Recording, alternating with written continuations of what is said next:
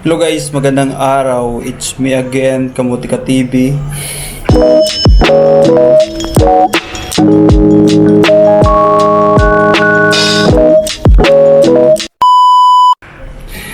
Ayan, thank you so much guys sa support at welcome po lahat dito sa channel ko. At sa mga hindi pa nakapag-subscribe, subscribe nyo na yan dyan. Yan. Click nyo na yung button din dyan, yung bell, para ma-update kayo sa mga bago kong vlog. Ayan, gusto ko shoutout yung mga mandirigwa natin dito sa Macau na still fighting. Ayan, tama yan guys, huwag kayo mawala ng pag-asa. Hanggat may visa, may pag-asa. Yan lagi tatandaan nyo. Yung mga nagko-comment pala dyan na yung mga agency na location na binablog ko dito sa Macau is yung mga nandito lang yan sa Macau. Yung mga pwede mag-apply. Ayan, marami kasi nagko-comment guys, pasensya na hindi ko ito kayo masagot yung iba.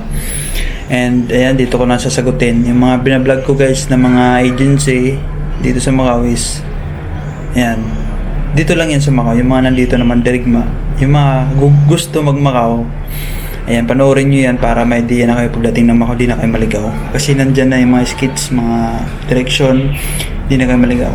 Kasi yung iba nga, karating lang dito ng Macau, kabisado na agad eh. Kasi nga, dahil sa mga napapanood nila sa vlog ko, yung mga location ng agency, sa mga, yan, kasi kompleto yan guys, pag ako nagturo is gusto ko madali mapuntahan, kasi isa din ako minsan sa naliligaw eh, di ba? Naghanap ako ng way para mas madali nyo mahanap, di ba? Kung nandun ako sa mahirap na daan, dinahanan bago ko natuntun yung agency, hanap ako ng way para mas madali para sa inyo. Ayan, thank you so much guys sa mga viewers natin sa iba't ibang bansa. Ayan, shoutout sa inyo mga OFW natin na gusto mag-Macau. Ayan, ang dami na guys na mga nag-cross country pumunta ng Macau na ngayon may trabaho na. Ayan, shoutout sa inyo guys. Mga lagi nagko-comment dyan na ngayon hindi na. For sure may mga trabaho na kayo. Ayan, meron mga nakahanap ng trabaho, ilang days lang galing sa ayan, Shadow, shoutout, papasok lang, nag-aantay na lang siya ng green job. 3 weeks lang na siya nag-apply, diba? Sipag at syaga lang, ayan, at dasal. Dapat ganun. Tsaka huwag mawalan ng pag-asa guys, hanggat may visa, may pag-asa. Yun lagi yung tatandaan, ha? Kahit 10 days na lang, may mga 10 days na lang, diba? Nakakahanap pa, may tumatawag pa. Ayan guys, thank you so much talaga. Kung hindi dahil sa inyo, baka nasa na kayo si Kamuti ngayon. Nangamuti na. Ayan, thank you so much guys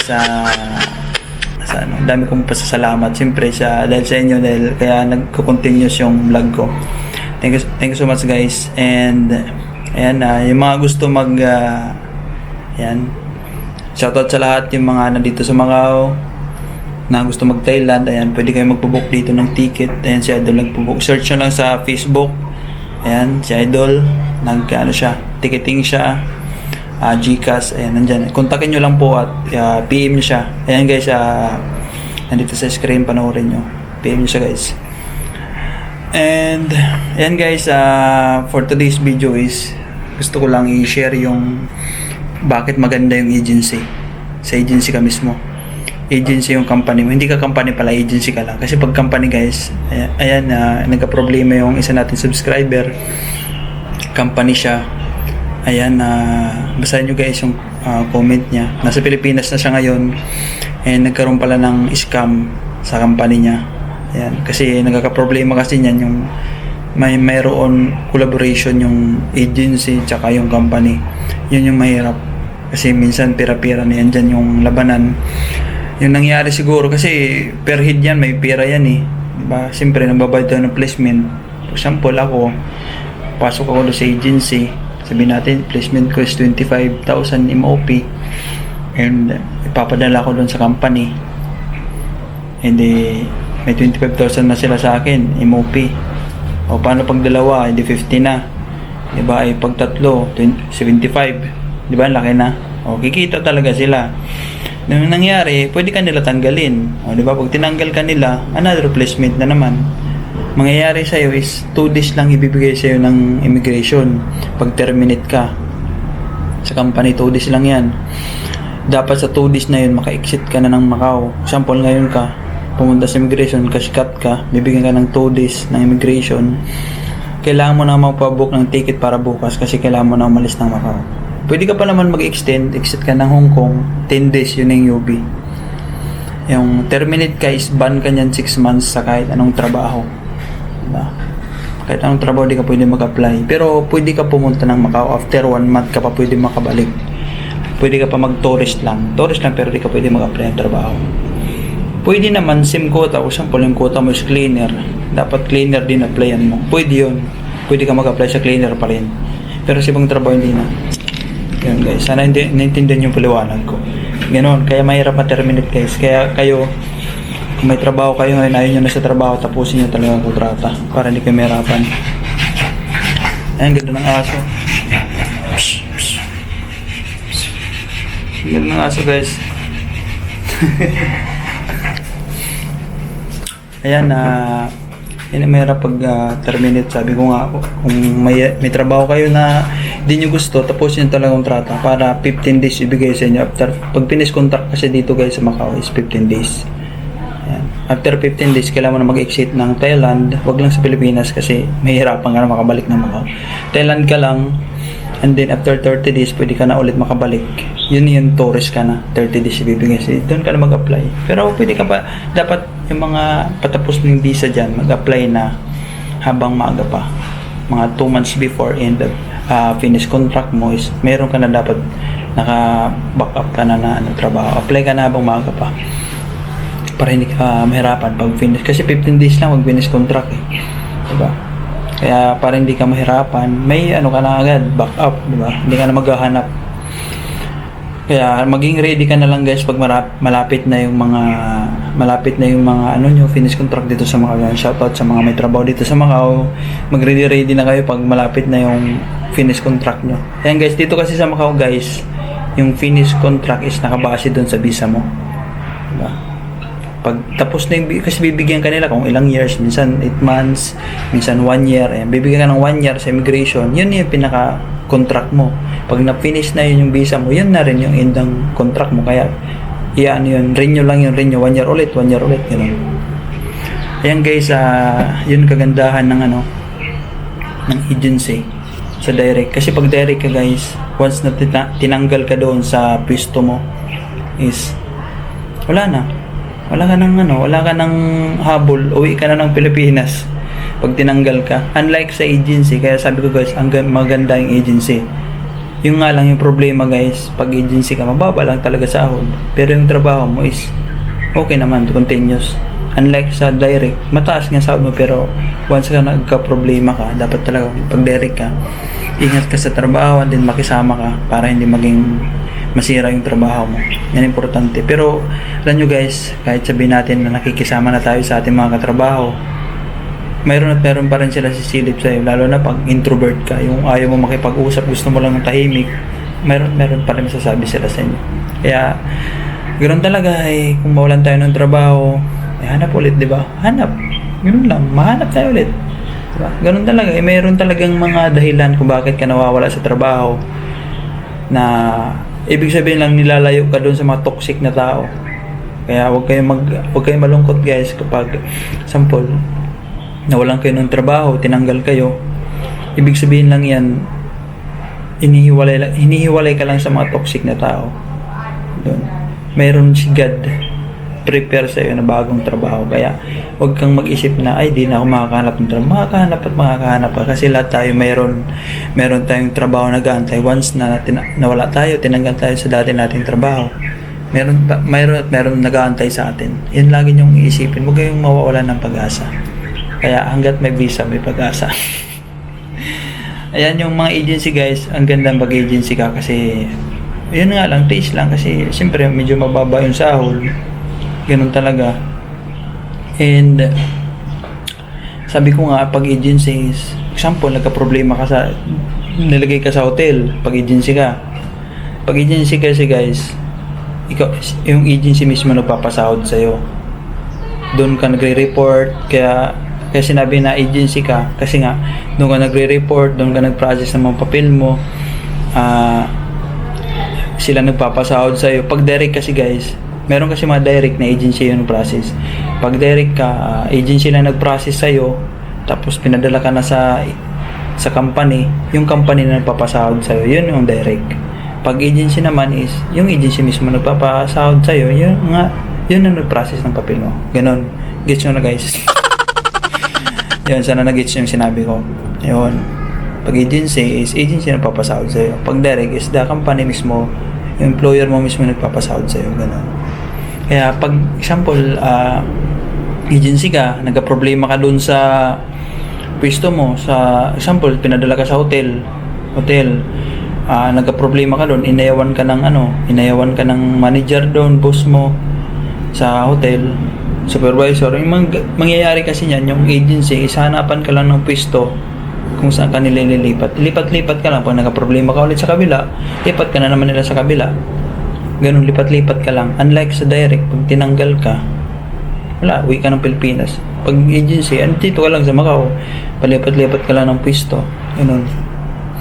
Ganun kaganda na agency, guys. Wala kang magiging problema. Yung problema lang sa talaga, medyo mababa lang. Alam mo, ng buto. Magbanat ng buto, sabi nila.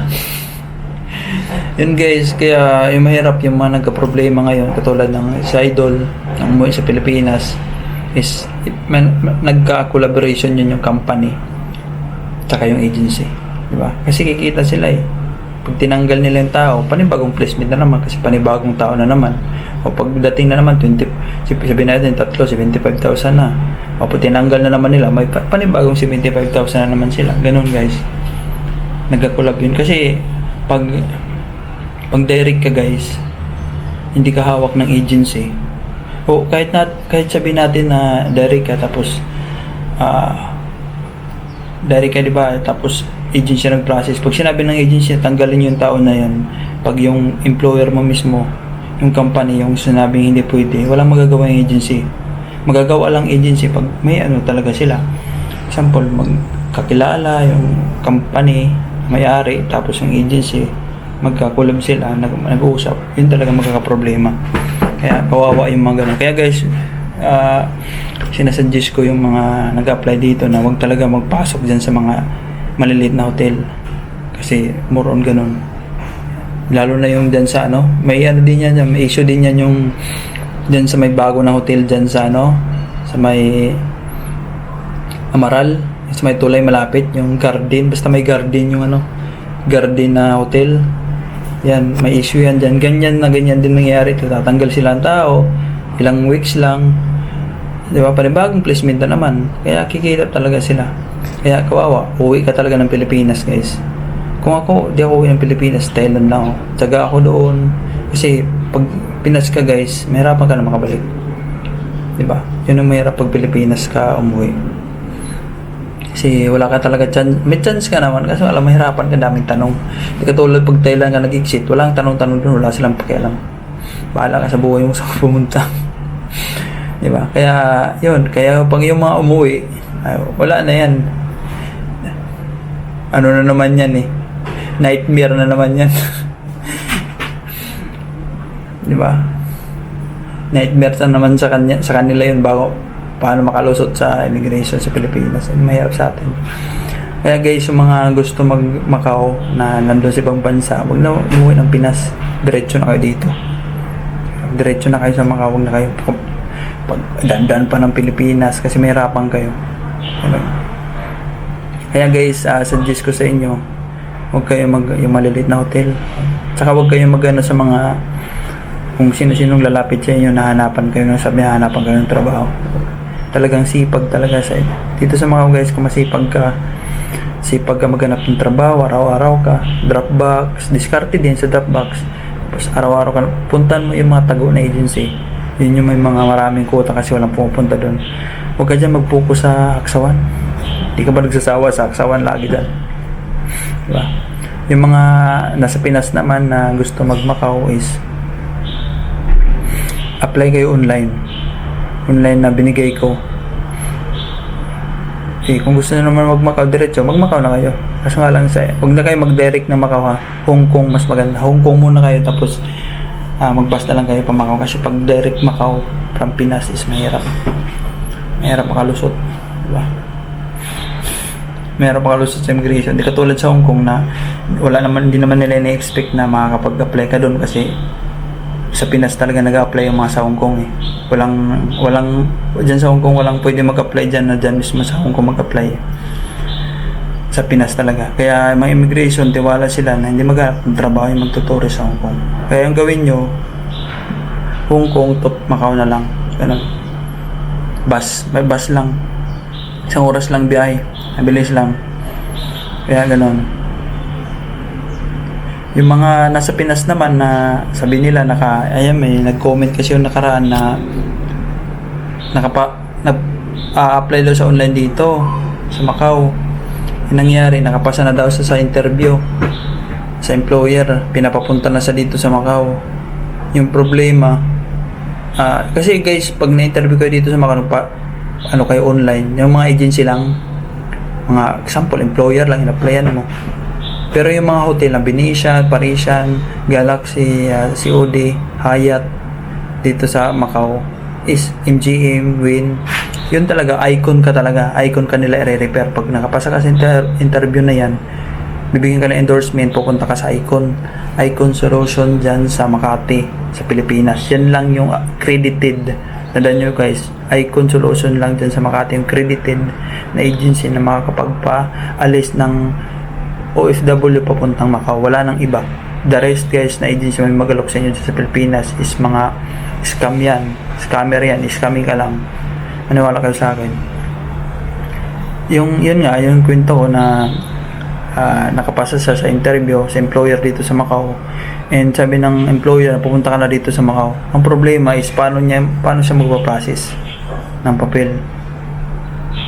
Yung mga agency kasi dito guys sa Macau, binablog ko, wala kasing counter yan dyan sa Pilipinas. Wala silang SIM company, wala silang sister company sa Pilipinas. Macau lang talaga.